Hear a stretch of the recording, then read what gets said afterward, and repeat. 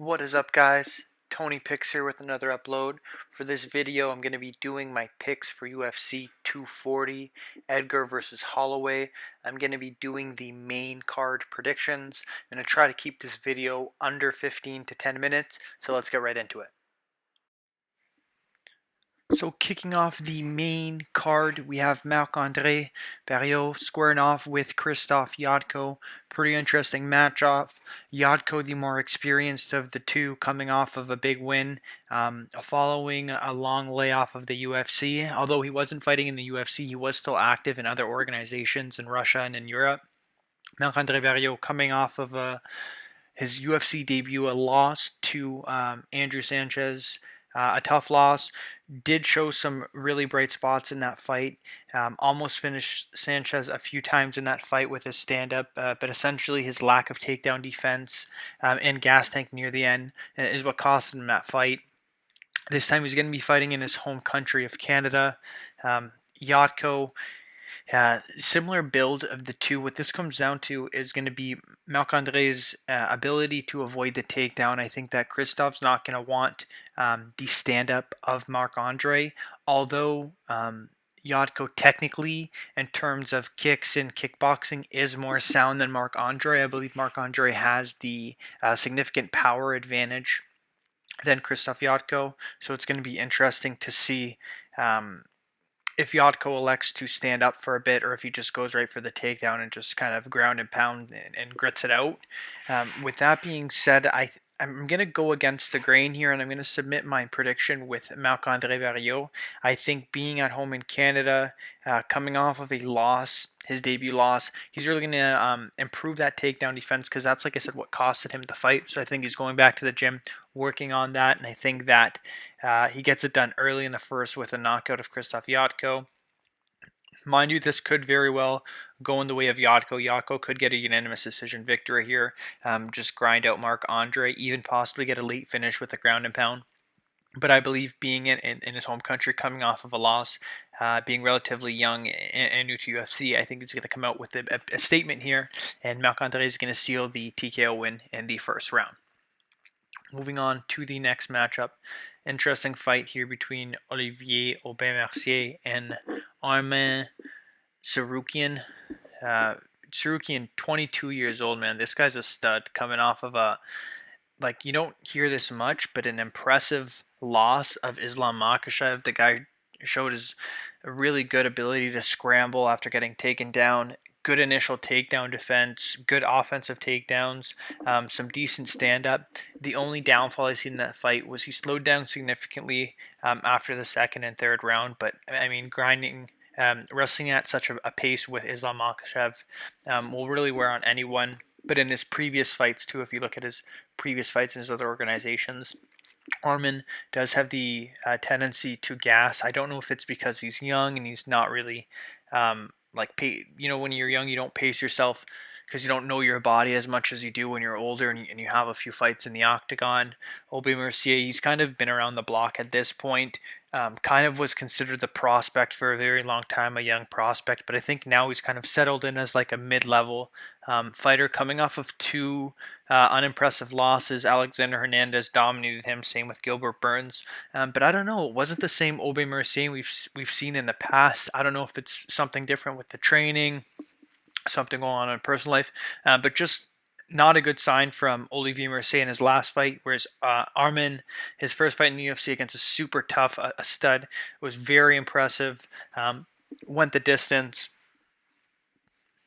Interesting here because there's two sides of this, and I think what makes a difference. I think what makes a difference here is Aubin Mercier, what Aubin Mercier shows up, and Arman Tsarukyan's his difference in cardio, because now he's training at American Top Team, which will really improve anyone, especially a stud at 22 years old, being around high-level fighters or around tough wrestlers too.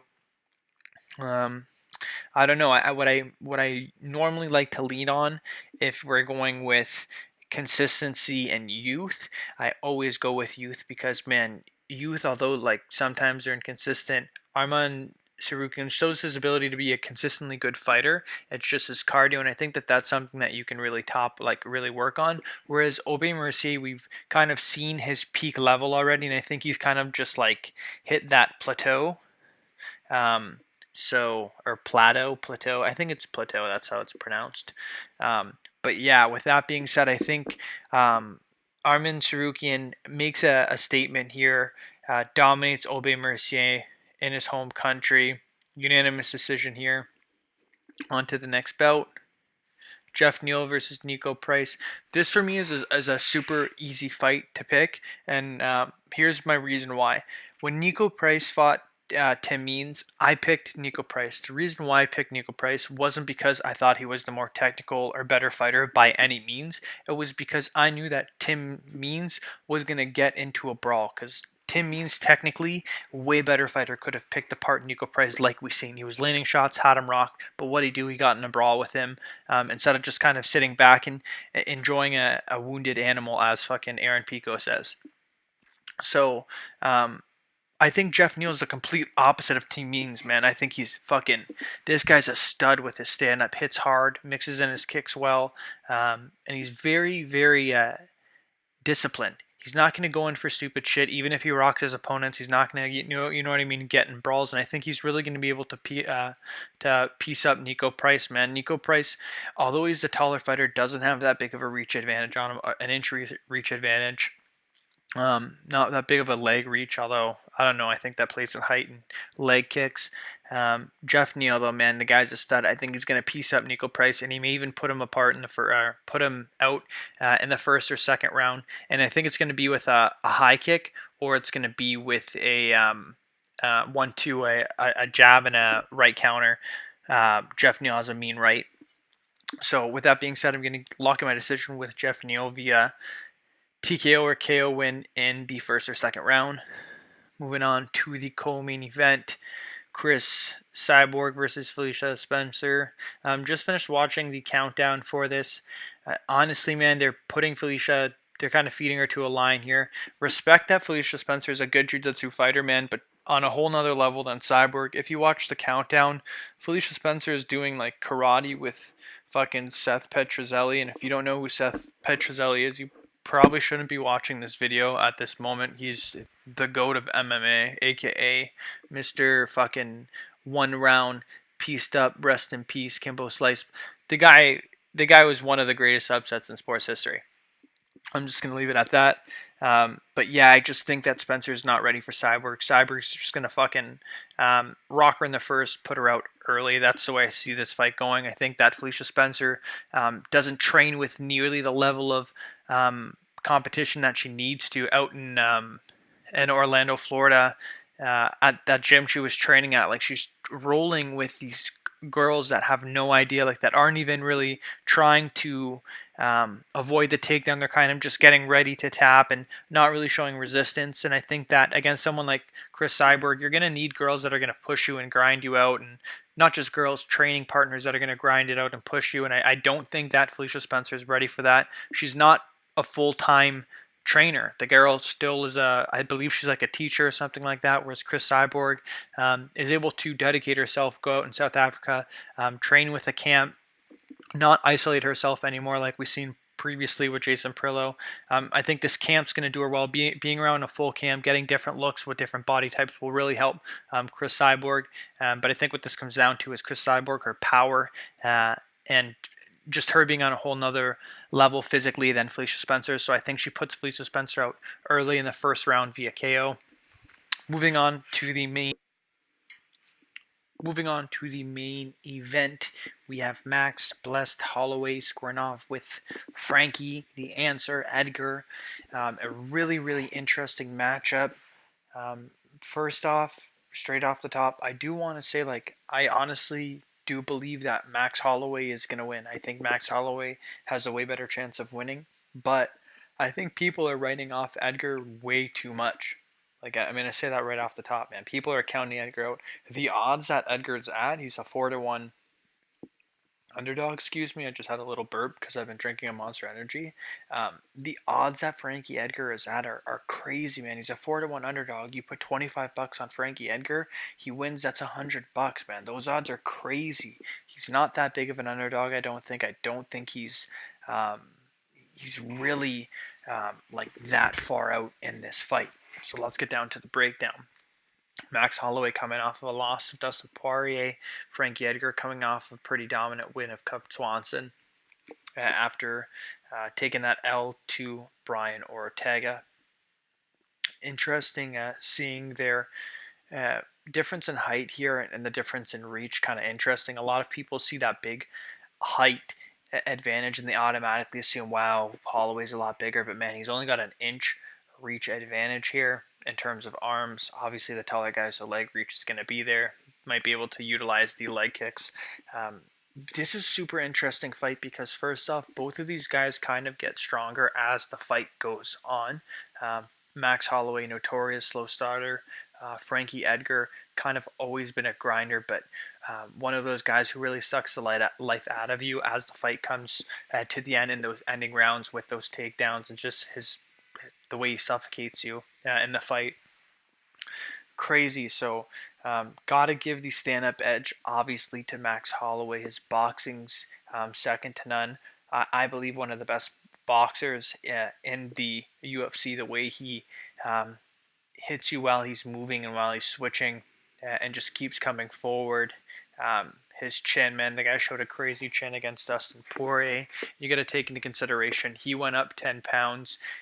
Poirier sits at around probably like, you got to think like 155, 160 easily. So Poirier was going into that fight at least a good 10, you know what I mean, 10, 15 pounds heavier than Holloway and still wasn't able to put him out and had 5 rounds to do so.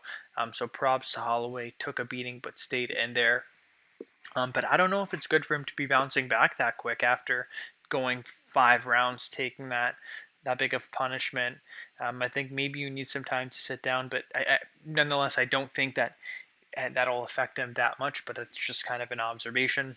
Frankie Edgar coming off of the dominant win of Brian Ortega.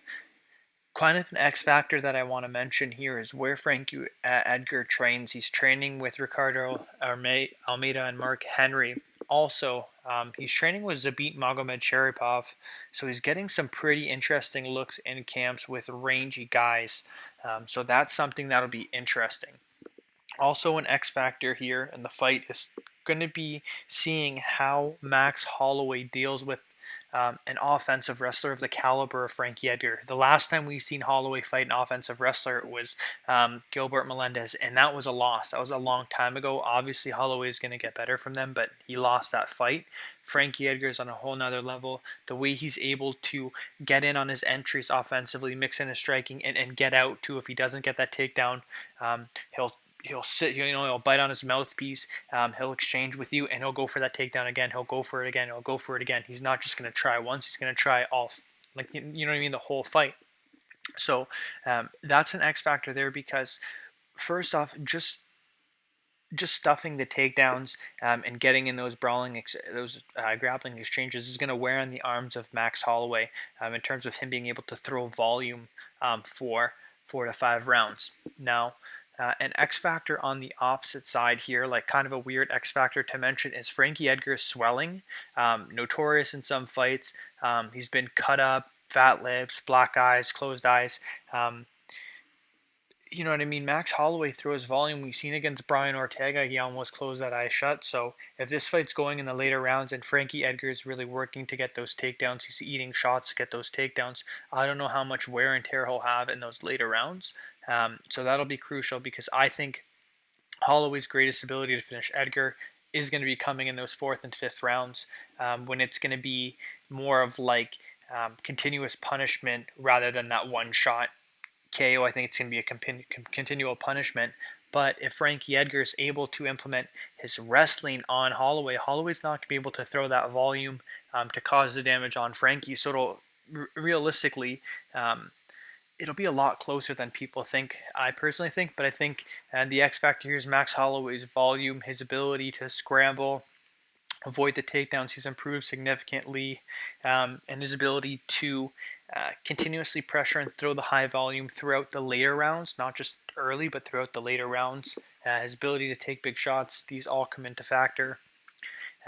So yeah, I'm going to be giving the unanimous decision to Frankie Edgar, or to Max Holloway, but I am going to be placing a bet on Frankie Edgar. I'm saying that straight up right now. I'm not counting Frankie Edgar out. I wouldn't be surprised if he came out with a decision win here, man. The guy's a great offensive wrestler. He'll be able to put Max Holloway on his back. I do not doubt this whatsoever, man. Max Holloway was taken down. And is against Brian Ortega, who's not that great of an offensive wrestler. He was taken down 2 or 3 times in that fight. Obviously, although he did dominate the fight, he was taken down.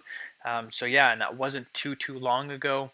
Frankie Edgar, we've seen the way he was able to piece up Yair Rodriguez, who's a really crafty striker. Obviously, nowhere near the level of boxing and striking of Holloway, but stylistically, man, Frankie Edgar has had good success against just straight up strikers in the past. He's able to wrestle them, keep them on their back, and inflict damage. So I'm not sleeping on Edgar. This is going to be a lot closer than people think, but I think that Max Holloway is just one of the greatest to ever do it at 145, and I think he's going to be able to come out with a unanimous decision win, keep the fight standing, piece up Frankie Edgar throughout 5 rounds, and really hurt him in those later rounds. So with that being said, guys, I'm going to lock in my unanimous decision victory to Max Holloway, but don't sleep on Frankie Edgar. Hope you guys enjoyed. Peace.